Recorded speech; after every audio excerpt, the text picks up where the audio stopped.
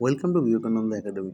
আজকের আমাদের আলোচ্য বিষয় হচ্ছে একাদশ শ্রেণীর সেকেন্ড সেমিস্টারের পলিটিক্যাল সায়েন্স অর্থাৎ রাষ্ট্রবিজ্ঞান।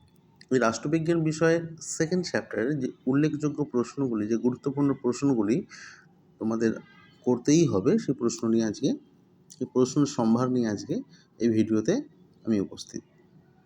তো প্রথমেই বলে রাখি যে চ্যানেলটিতে যারা নতুন তারা চ্যানেলটিকে সাবস্ক্রাইব করে চ্যানেলটির পাশে থাকবে এবং ভিডিওটি যদি ভালো লাগে অবশ্যই লাইক করবে। দ্বিতীয় অধ্যায় থেকে যে সকল 2 মার্কসের অর্থাৎ 2 নম্বর মার্কসের যে প্রশ্নগুলো তোমাদের করতেই হবে সেই প্রশ্নগুলি তুলে ধরছি। তোমরা চটপট খাতায় এই প্রশ্নগুলি তুলে নাও। প্রথম প্রশ্ন, জনসমাজ বলতে কী বোঝো? জনসমাজ বলতে কী বোঝো? 2 নম্বর প্রশ্ন, জাতীয় জনসমাজ বলতে কী বোঝো? 3 নম্বর প্রশ্ন, জাতীয় জনসমাজের ধারণাটি ব্যক্ত করো বা ধারণা বুঝিয়ে দাও। এখানে মিস্টেক রয়েছে, এটা একটু ভালো করে লিখে নেবে। ভিডিওটি আমি আস্তে আস্তে স্ক্রল করে দিচ্ছি, দেখে নাও, দেখে নিয়ে লিখে নেবে। পরের প্রশ্ন হচ্ছে, জাতীয় জনসমাজ সম্পর্কে জে.এইচ. ব্রুজের সংজ্ঞা কী বলা রয়েছে বা জাতীয় জনসমাজের 2টি উপাদান উল্লেখ করো। পরের প্রশ্ন 5 নম্বর প্রশ্ন, জনসমাজ ও জাতীয় জনসমাজের মধ্যে 2টি পার্থক্য লেখো। 6 নম্বর প্রশ্ন, লাতিন শব্দ নেশিও NATIO এর অর্থ কী? জাতি বলতে কী বোঝো? 7 নম্বর প্রশ্ন, সাধারণ ইতিহাস কিভাবে জাতি গঠনে গুরুত্বপূর্ণ ভূমিকা পালন করে? সাধারণ ইতিহাস কিভাবে জাতি গঠনে গুরুত্বপূর্ণ ভূমিকা পালন করে? পরবর্তী প্রশ্নের দিকে চোখ রাখবো। 8 নম্বর প্রশ্ন, জাতীয় জনসমাজ ও জাতির মধ্যে 2টি পার্থক্য লেখো। জাতীয় জনসমাজ ও জাতির মধ্যে 2টি পার্থক্য লেখো। যদি ভিডিওটি ভালো লেগে থাকে তাহলে শেয়ারের মাধ্যমে বন্ধুদের মধ্যে ছড়িয়ে দেবে। 9 নম্বর প্রশ্ন, জাতীয় রাষ্ট্র কাকে বলে বা জাতি রাষ্ট্র কাকে বলে? কোন বিপ্লবের সময় জাতি রাষ্ট্রের ধারণা উদ্ভূত হয় বা উদ্ভব ঘটে? 10 নম্বর প্রশ্ন, জাতি ও রাষ্ট্রের মধ্যে 2টি পার্থক্য লেখো। জাতি ও রাষ্ট্রের মধ্যে 2টি পার্থক্য লেখো। এই প্রশ্নগুলি যেগুলো তোমাদের সামনে স্ক্রিনে ভেসে উঠছে বা তুলে ধরলাম, অত্যন্ত গুরুত্বপূর্ণ প্রশ্ন। এই প্রশ্নগুলি তোমাদের করতেই হবে। তোমরা জানো এই অধ্যায় থেকে অর্থাৎ দ্বিতীয় অধ্যায় থেকে, পলিটিক্যাল সায়েন্সের দ্বিতীয় অধ্যায় থেকে 6 নম্বরের প্রশ্ন পড়ে। 2 নম্বর পড়ে একটি, আর 4 নম্বরের প্রশ্ন পড়ে একটি। তোমাদের এই 2 নম্বরের প্রশ্নগুলি করতেই হবে। 11 নম্বর প্রশ্ন, জাতীয়তাবাদের মূল নীতি উল্লেখ করো। জাতীয়তাবাদের মূল নীতি উল্লেখ করো। জাতীয়তাবাদের জনক কাকে বলা হয়? পরের প্রশ্নের দিকে চোখ রাখছি। 12 নম্বর প্রশ্ন, বিভিন্ন প্রকার জাতীয়তাবাদের নাম উল্লেখ করো। 13 নম্বর প্রশ্ন, আত্মনিয়ন্ত্রণের অধিকার কাকে বলে? ওই তত্ত্বের বিপক্ষে যুক্তি দিয়েছেন এমন প্রবক্তার নাম উল্লেখ করো বা লেখো। 14 নম্বর প্রশ্ন, জাতির আত্মনিয়ন্ত্রণের অধিকার বলতে জন স্টুয়ার্ট মিল হবে, এখানে একটু স্পেলিংটা ঠিক করে নেবে তোমরা, কি বুঝিয়েছেন? 15 নম্বর প্রশ্ন, জাতির আত্মনিয়ন্ত্রণের অধিকার নীতির সপক্ষে যুক্তি দাও। জাতির আত্মনিয়ন্ত্রণের অধিকার নীতির সপক্ষে যুক্তি দাও। 16 নম্বর প্রশ্ন, জাতির আত্মনিয়ন্ত্রণের বিপক্ষে 2টি যুক্তি দাও। জাতির আত্মনিয়ন্ত্রণের বিপক্ষে 2টি যুক্তি দাও। এ প্রসঙ্গে বলে রাখি, এর উত্তরের যদি তোমাদের প্রয়োজন হয়, এই প্রশ্নগুলি যদি যথাযথ উত্তরের যদি প্রয়োজন হয় বা নোটসের যদি প্রয়োজন হয়, তাহলে আমাকে কমেন্ট সেকশনে জানাতে ভুলবে না। পরবর্তী প্রশ্ন, জাতীয়তাবাদ ও আন্তর্জাতিকতাবাদের 2টি পার্থক্য লেখো। জাতীয়তাবাদ ও আন্তর্জাতিকতাবাদের মধ্যে 2টি পার্থক্য লেখো। 18 নম্বর প্রশ্ন, রবীন্দ্রনাথ ঠাকুর বৈশ্য রাজতন্ত্র বলতে কী বুঝিয়েছেন? 19 নম্বর প্রশ্ন, শিক্ষার মিলন প্রবন্ধটি কার লেখা?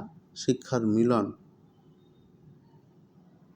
তোমাদেরকে আস্তে আস্তে স্ক্রল করে দিচ্ছি আমি, ধীরে ধীরে দেখে নাও, উত্তরগুলোকে খাতায় তুলে নাও, ওই প্রশ্নগুলোকে খাতায় তুলে নাও। শিক্ষার মিলন প্রবন্ধটি কার লেখা? শিক্ষার মিলন প্রবন্ধের তিনি কি মানে বলেছেন বা বলতে চেয়েছেন? 20 নম্বর প্রশ্ন, কে কেন পশ্চিম সভ্যতাকে জন্তুর সভ্যতা বলে চিহ্নিত করেছেন? এই প্রশ্ন, এই মাত্র 2 নম্বরের 20টা 2 মার্কসের 20টা প্রশ্ন মাত্র তোমাদের সামনে তুলে ধরলাম, যে প্রশ্নগুলি অবশ্যই তোমরা করবে এবং সেকেন্ড সেমিস্টারের সেকেন্ড চ্যাপ্টার থেকে এই 2 নম্বর প্রশ্নগুলি থেকেই প্রশ্ন আসার সম্ভাবনা প্রবল থেকে প্রবলতর। 1 নম্বর প্রশ্ন 4 মার্কের জন্য। এবার আলোচনা করছি আমরা 4 মার্কের জন্য প্রশ্ন। প্রথম প্রশ্ন, জাতীয় জনসমাজের উপাদানগুলি আলোচনা করো। মোস্ট ইম্পর্টেন্ট প্রশ্ন, জাতীয় জনসমাজের উপাদানগুলি আলোচনা করো।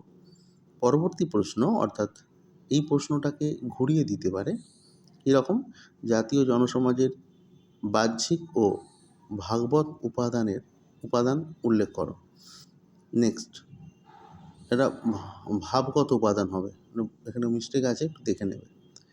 2 নম্বর, জাতির সংজ্ঞা দাও, ওর সঙ্গেই লিখবে জাতির সংজ্ঞা দাও, জাতি ও রাষ্ট্রের মধ্যে পার্থক্য লেখো।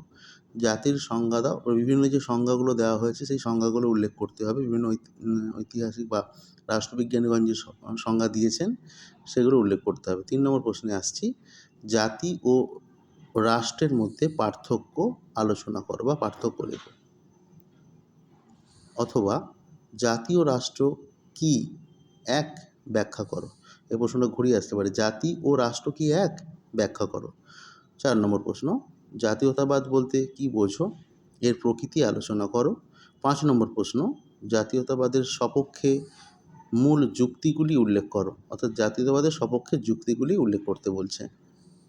6 নম্বর প্রশ্ন, জাতীয়তাবাদের বিপক্ষে যুক্তিগুলি উল্লেখ করো। প্রশ্নটা এই দুটো প্রশ্নকে জয়েন্টও দিতে পারে, জাতীয়তাবাদের পক্ষে ও বিপক্ষে যুক্তিগুলি আলোচনা করো, এরকমভাবে প্রশ্নটা আসতে পারে।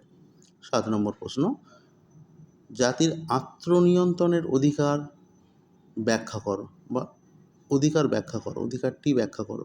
এই প্রশ্নটা অত্যন্ত গুরুত্বপূর্ণ একটি প্রশ্ন। জাতীয়তাবাদের বিপক্ষে যুক্তি দাও বা জাতির আত্মনিয়ন্ত্রণের অধিকার ব্যাখ্যা করো, এই প্রশ্নটি। 8 নম্বর প্রশ্ন, জাতির আত্মনিয়ন্ত্রণের অধিকারের সপক্ষে যুক্তি দাও। 9 নম্বর প্রশ্ন, জাতীয়তাবাদ সম্পর্কে রবীন্দ্রনাথের ধারণাটি আলোচনা করো বা ব্যক্ত করো। এই যে প্রশ্নগুলো তোমার সামনে তুলে ধরলাম, এই প্রশ্নগুলিকে খাতায় তুলে নিয়ে বারংবার প্র্যাকটিস করো। তোমাদের সংক্ষিপ্ত সময়, পরীক্ষা আর কয়েকটা মাস বাকি মাত্র, এই প্রশ্নগুলি প্রথম থেকে না প্রস্তুত করলে অনেকটাই পিছিয়ে পড়বে।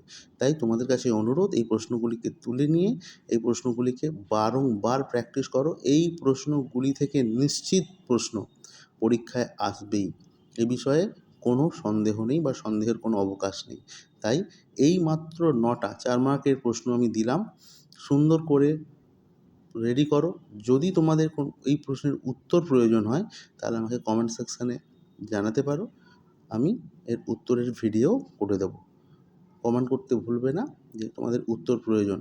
আর একটা বিষয়, কে কোত্থেকে ভিডিওটি দেখছো একটু কমেন্ট করে জানালে ভালো হয়, কারণ আমি বুঝতে পারি এই ভিডিওটা কে কোথা থেকে দেখছে এবং আমার ভিডিও বানাতে আরও আমি উৎসাহ পাবো।